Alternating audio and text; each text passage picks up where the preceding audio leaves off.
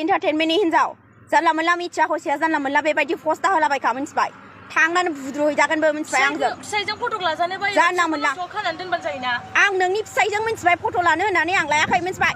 नोंनि हौवायासो आंजों लादों जानांगौ मिथिबाय सिख्लाफ्रा फट' लाफायो बेनि फिसाइजोंहाय आंजों सोर फट' लायो सोर फट' लाया आरो मानो बेबायदि पस्ट होनांगौ आंखौ बदनाम खालामनो नागिरखा मिथिबाय मोनगोनबो थांनानै दोखो दोखो मिथिबायना आंखौ माथा गरम दा खालामखा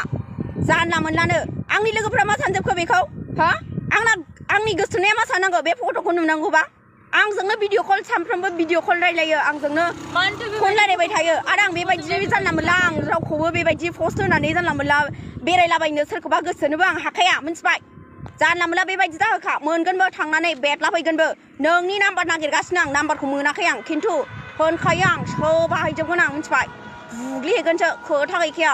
जानला मोनला मानसिखौ बेबायदि बदनाम खालामजाया मिथिबाय खनसे बदनामा थांबानो बेसेबां थाङो जों हिनजावफोरना मिथिबाय